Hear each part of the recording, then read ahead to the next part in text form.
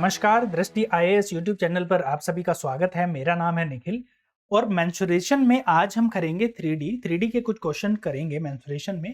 तो 3D में क्या-क्या शामिल होता है और आपको क्या-क्या जरूरत है याद रखने की, मैं वो बता देता हूँ। 3D में सबसे पहले सबसे इंपॉर्टेंट आपके लिए है स्फीयर या फिर गोला। इसके बाद में है आपकी घन या घन और घनाभ, घन घनाभ।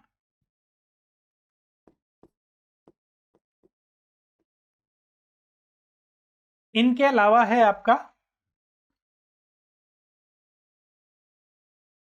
शंकु और इसके बाद में आता है आपका बेलन।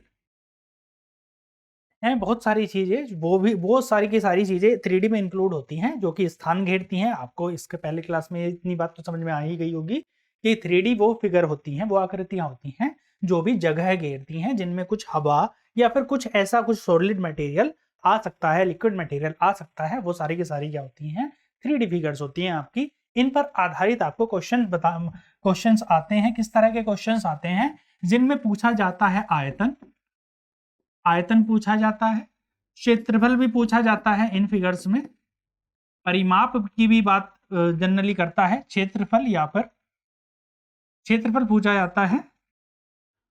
और इनके अलावा रेडियस से रिलेटेड क्वेश्चंस तो आते ही हैं। जब स्फीयर हो तो रेडियस, आपको व्यास और त्रिज्या, इन सब का तो आपको पता होना ही चाहिए। मेनली आपको आयतन पर, क्षेत्रफल पर, वक्र पृष्ठ का क्षेत्रफल, संपूर्ण पृष्ठ का क्षेत्रफल, इस तरह के क्वेश्चंस पूछे जाते हैं। हम क्वेश्चंस के थ्रू थोड़ा से क्वेश्चंस को करेंगे और समझेंगे कि कैसे क्वेश्चन आते हैं। बहुत टफ क्वेश्चन नहीं आते हैं, लेकिन आपको इस एक्सरसाइज को करने के लिए फॉर्मूलों की जरूरत पड़ती है। फॉर्मूले आपके याद होने चाहिए। फॉर्मूले के लिए यही करिएगा, एक बुक लीजिएगा जिसमें भी मैथ के क्वेश्चंस होंगे, मेंसुरेशन चैप्टर होगा, सब में आपके फॉर्मूले दिए हुए होंगे। इन टॉपिक्स के तो एटलीस्ट ये फॉर्मूले याद कर ही लीजिएगा कि आयतन क्या होता है, कुछ जो टॉपिक्स 2D में थे उनका क्षेत्रफल क्या होता है, परिधि क्या है, व्यास क्या है, इस तरह के क्वेश्चन। चलिए पहले किससे शुरू करते हैं। एक घनाभ की लंबाई, चौड़ाई तथा ऊंचाई का अनुपात 19, 11, 13 है। यदि लंबाई ऊंचाई से 30 सेंटीमीटर अधिक है तो घनाभ का आयतन कितना है? तो घनाभ के आयतन बताना है। घनाभ क्या होता है ये समझ लीजिएगा। घन क्या होता है? ऐसी फिगर, जैसे कि घन ऐसी फिगर होती है जिसकी सारी की सारी भुजाएं समान होती हैं। कैसे बनता है घन?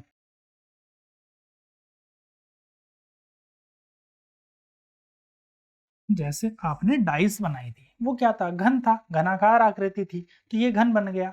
ऐसे ही जब लंबाई, चौड़ाई और ऊंचाई तीनों समान ना हो, असमान हो, या इनमें से एक भी असमान हो, तो क्या बनता है आपका? घनाभ। उस फिगर को आप कहते हैं घनाभ। अब इसका क्षेत्रफल क्या होता है ये देख लीजिएगा। तो आपको क्या दिया है? सॉरी, आयतन दिया हुआ है। तो घनाभ का आयतन क्या होता है? घनाभ का आयतन होता है, घनाभ या फिर का आयतन, इसका फॉर्मूला आपको याद रखने की जरूरत है। वो होता है लंबाई गुणा चौड़ाई गुणा ऊंचाई, LBH। याद रख सकते हैं, LBH, L length, B breadth, H height. लंबाई गुणा चौड़ाई गुणा ऊंचाई। अब क्या दिया गया है? लंबाई, चौड़ाई और ऊंचाई का अनुपात दिया गया है। क्या अनुपात दिया गया है? 19, 11, 13। किस किस चीज का अनुपात है ये? लंबाई का, चौड़ाई का और ऊंचाई का। या फिर हम कह सकते हैं कि लंबाई कितनी है? L बराबर कितना है? 19 है, 19 यूनिट है। ठीक है, कितना है? 19 यूनिट, क्योंकि अनुपात दिया है, यूनिट से यूनिट कैंसिल हुई होगी। बी जो चौड़ाई है कितनी दी है? 11 है, 11 यूनिट है। और जो ऊंचाई है, H है, हाइट, वो कितने दी है? 13 दिया है, 13 यूनिट। और क्या शर्त रखी है इसमें कि लंबाई और ऊंचाई, लंबाई और ऊंचाई में, लंबाई जो है वो 30 सेंटीमीटर अधिक है। लंबाई और ऊंचाई में लंबाई कितनी है? 30 सेंटीमीटर अधिक। इसमें कितनी अधिक है ये देखो, कितनी अधिक है ये? 19 माइनस के 13, इतना ही यूनिट का तो डिफरेंस है दोनों में। इन दोनों में अंतर कितने का है? ये 19 यूनिट है, 13। डिफरेंस कितने का आया? अंतर कितने का आया? इतना यूनिट का अंतर आया। जब इतने यूनिट का अंतर है तो यही तो कह रहा है वो कि इन दोनों में जो अंतर है वो 30 सेंटीमीटर का है। तो आप कह रहे हो जी इतनी यूनिट का है, तो ये बराबर किसका बराबर हुआ? ये 30 सेंटीमीटर के। ठीक है, तो यहां पर कितना आया? 19 में से 13 घटाएंगे तो क्या जाएगा? 6 यूनिट। 6 यूनिट बराबर किसके? 30 सेंटीमीटर के। तो एक यूनिट की वैल्यू आपकी निकलेगी कितनी? एक यूनिट बराबर कितना हो जाएगा? 30/6, यानी कि 5 सेंटीमीटर के। अब आपको क्या पता है, एक यूनिट की वैल्यू, तो लंबाई कितनी हो जाएगी 19 गुणा 5, इतने यूनिट है ना, एक यूनिट की वैल्यू कितनी 5 सेंटीमीटर, तो 19 यूनिट की 19 गुणा 5। ब्रेथ कितनी हो जाएगी 11 गुणा 5, और जो हाइट है उसकी वो कितनी हो जाएगी 13 गुणा 5, इतने सेंटीमीटर हो जाएगी। ठीक है, अब बताना क्या है क्वेश्चन में वो देखो। तो घनाभ का आयतन कितना होगा, घनाभ का आयतन क्या होता है LBH, जो कि हमने फॉर्मूला लिखा है। L कितना है, लंबाई कितनी है इसकी 19 गुणा 5, इतनी है। ठीक है, लंबाई कितनी है 19 गुणा 5, चौड़ाई कितनी है गुणा, बी की जगह क्या रखेंगे चौड़ाई 11 गुणा 5, 11 गुणा 5 गुणा h हाइट कितनी है, हाइट देखो हाइट कितनी है 13 गुणा 5।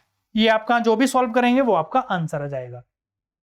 कितना आंसर आएगा, 5 यहां पर भी है, यहां पर भी है, यहां पर भी है, तीनों ही गुणा करें तो कितना मिलेगा 5 गुणा 5 गुणा 5 125 गुणा, यहां पर ब्रैकेट लगा लें या फिर गुणा कर लें इसको, 125 19 गुणा 5 125 गुणा 19 गुणा 11 गुणा 13, ये आपका आंसर हो जाएगा। कैलकुलेट करेंगे जो भी आंसर आएगा वो आपका आंसर है, इसको कैलकुलेट करो। अब जब कैलकुलेट करेंगे तो देखो कैलकुलेशन में भी कुछ हमें लॉजिक लगाने पड़ते हैं।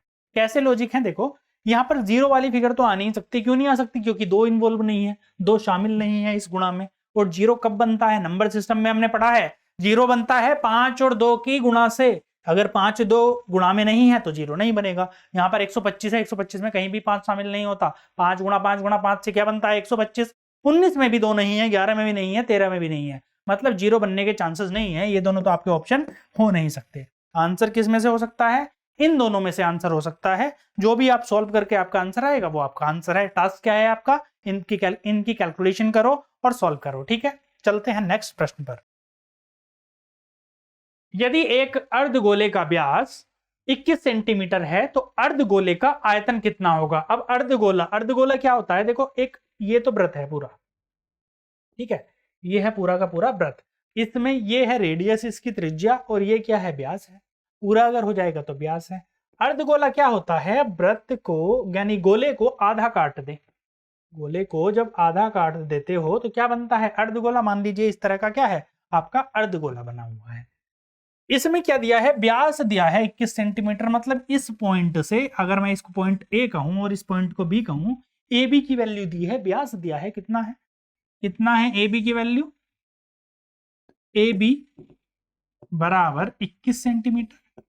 तो आपको अगर त्रिज्या निकालनी हो, अगर ये पॉइंट ओ हो, जो बीच का पॉइंट है, मिड पॉइंट है, सेंटर पॉइंट है, वो ओरिजिन है, वो ओ हो, तो ओ बी यानी कि त्रिज्या, जो त्रिज्या है आपकी ओ बी या फिर ओ ए कुछ भी ले सकते हैं, वो कितनी होगी व्यास की आधी यानी 21/2 सेंटीमीटर। अभी आपके पास में क्या आया है, अभी आपके पास में त्रिज्या है, तो अर्धगोले का आयतन आपको बताना है। आयतन क्या होता है ये देखो, ये फॉर्मूला याद रखने की जरूरत है, क्या होता है आयतन, अर्ध गोले का, गोले का आयतन, अर्धगोले का आयतन होता है आपका 2/3 2/3 पाई आर क्यूब, ये होता है आपका अर्धगोले का आयतन। अगर यही बात करते हैं हम गोले के आयतन की तो होता है 4/3 पाई आर क्यूब, अर्धगोले का होता है 2/3 पाई आर क्यूब, ये याद रखने की जरूरत है।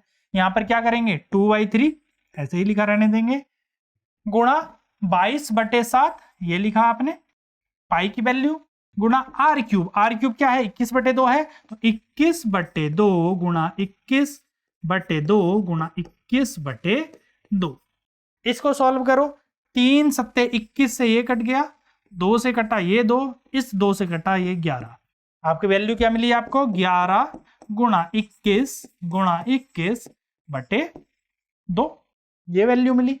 इसको सॉल्व करो, जो भी आपका आंसर आएगा वो आंसर, 21 गुणा 21 कितना होता है 441, कितना होता है ये 441, तो क्या लिखेंगे इसे 11 गुणा 441/2, 11 1 11 का 1 हासिल लगा 1, 11 चौक 44 और 1 45 का 5 हासिल लगे 4, 11 चौक 44 और 4 48, 4851/2, 2 से काटेंगे इसको, 2 दूनी 4, 2 चौक 8, 2 दूनी 4, 1 10, 2 पंजे 10 और 0.5, आपका आंसर आपको मिलेगा 2425.5। कहां पर है ऑप्शन में 2425.5 आंसर है आपका ऑप्शन डी। इतना इसका आयतन आ जाएगा। क्या जरूरत पड़ी आपको? सिर्फ थोड़े से लॉजिक की जरूरत पड़ी कि आपको करना क्या है। सबसे पहले तो समझना क्वेश्चन को कि क्वेश्चन में करना क्या था, प्लस उसके बाद में आपको फॉर्मूला जरूर पता होना चाहिए था कि अर्ध गोले का आयतन क्या होता है, इसलिए फॉर्मूला याद करना जरूरी है।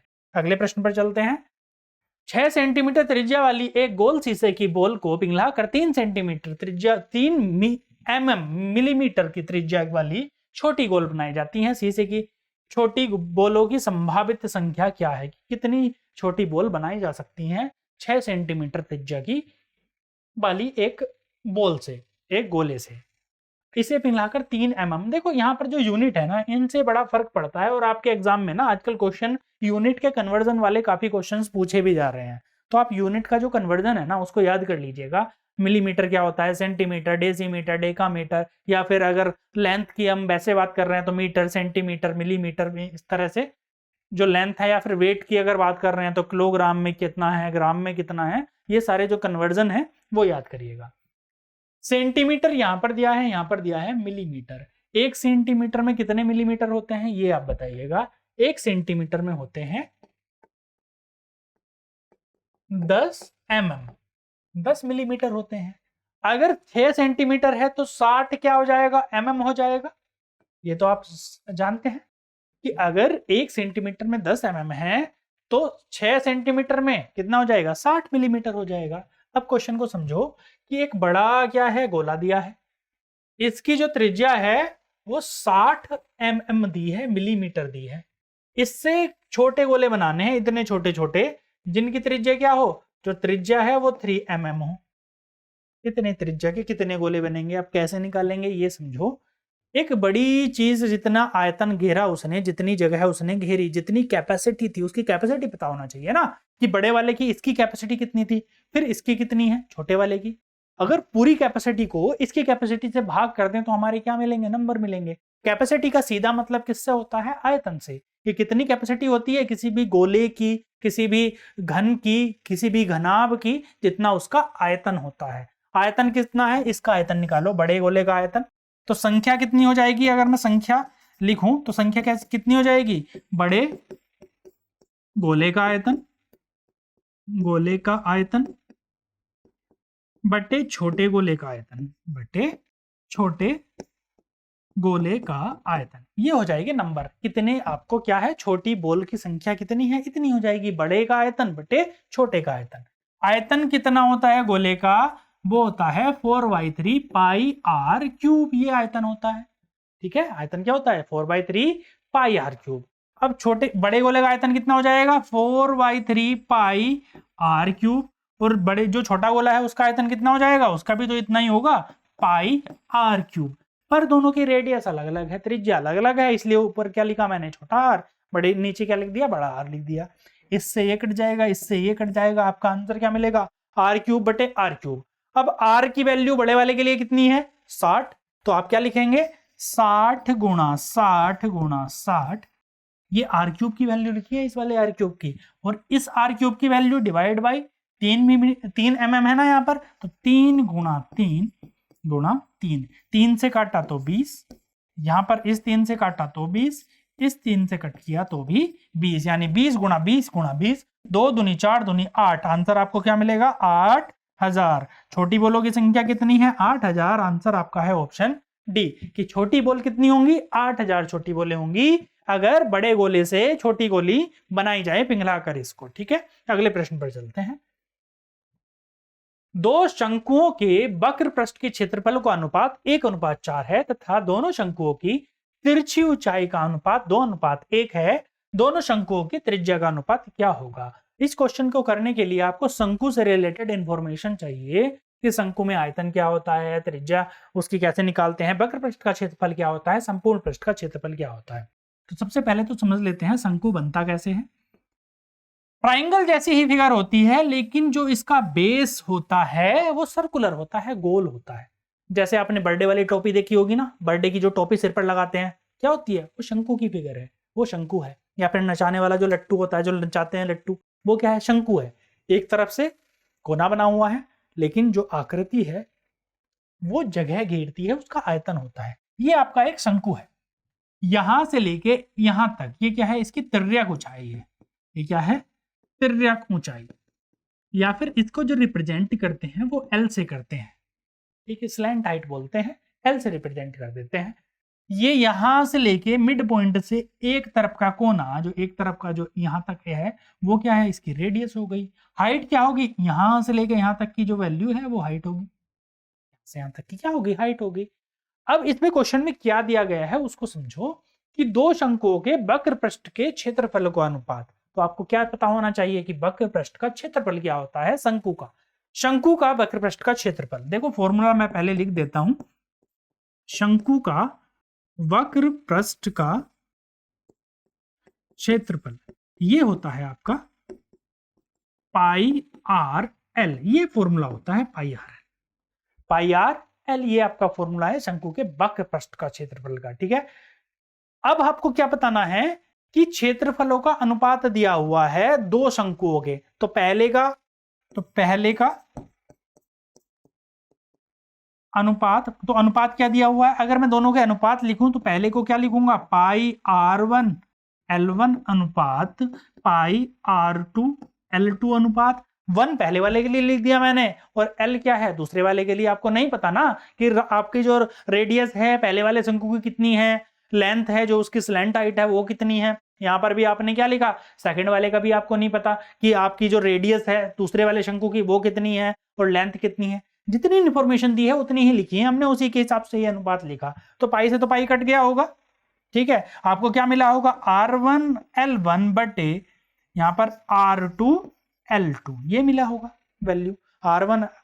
R1 L2 upon R2 L2, यानी पहले वाले की जो रेडियस है इनटू स्लैंट हाइट बटे रेडियस दूसरे वाले की गुणा स्लैंट हाइट। इनका अनुपात दे रखा है, कितना अनुपात दे रखा है, 1:4। तो आपने भी लिख दिया कितना, 1:4। आगे बढ़ते हैं क्वेश्चन में, जितनी इंफॉर्मेशन दी है उतनी आपने लिखी। दोनों शंकुओं की तिरछी ऊंचाई का अनुपात 2:1 है। मतलब यहां पर L की वैल्यू दे रखी है, L1 कितना दे रखा है 2 और L2 कितना दे रखा है 1। यहां पर वैल्यू रखो, तो क्या रखा है यहां पर R1 गुणा L1 की वैल्यू कितनी है, यहां से रखेंगे 2 गुणा 2 बटे R2 गुणा 1 बराबर 1/4। इसको सॉल्व करो तो आपको क्या मिलेगा, R1 बटे R2 बराबर 2 की नीचे गुणा हो जाएगी 1/8। ये आपको मिला R1 और R2 का क्या मिला, त्रिज्याओं का अनुपात। और आपको बताना क्या था, दोनों शंकुओं की त्रिज्याओं का अनुपात ही तो बताना था। त्रिज्याओं का अनुपात क्या है आपका, 1:8।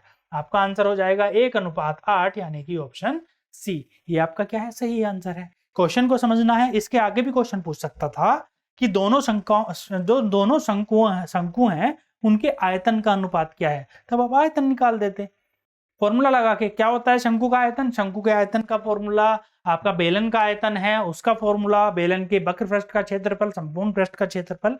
जो मैं आपको चीजें बता रहा हूं वो कम से कम याद कर लीजिएगा, इंपॉर्टेंट है। आपको अगर इस एक्सरसाइज से क्वेश्चन मिलता है तो वो यूजफुल रहेंगे, ठीक है। अगले प्रश्न पर चलते हैं। दो गोलों के पृष्ठ क्षेत्रफलों का अनुपात 9:4 है, तो उनके आयतनों का अनुपात। अब गोले के जो गोला है सर, जो आपका स्फेयर है, उसके पृष्ठ क्षेत्रफल का फॉर्मूला पता होना चाहिए आपको। क्या होता है फॉर्मूला, 4πr²। ये होता है गोले का पृष्ठ। यहां पर संपूर्ण पृष्ठ ही होता है एक्चुअली, ये संपूर्ण पृष्ठ होता है। जो गोला है अगर पूरा स्फेयर है तो उसमें क्या होता है, संपूर्ण पृष्ठ ही होता है। इसमें वक्र पृष्ठ नहीं होता, संपूर्ण पृष्ठ ही होता है। अब क्या होता है संपूर्ण पृष्ठ, ये देखो, जैसे मैंने ये गोला बनाया तो इसकी जो टिप है ना बिल्कुल बहुत माइनर सी, बस जमीन से लगी हुई होगी या फिर उस सरफेस से लगी हुई होगी जो कि जमीन से अड़ेगी या फिर किसी सरफेस पर रखी हुई होगी।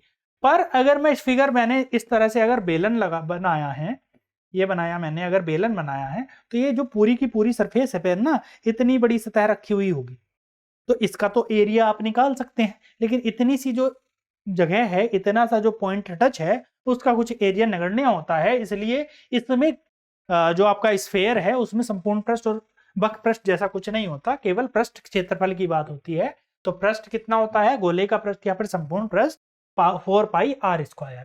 कहा क्या गया है, दो गोलों के पृष्ठ क्षेत्रफलों का अनुपात। तो ये कह सकते हैं 4 पाई r1 का स्क्वायर अनुपात 4 पाई r2 का स्क्वायर।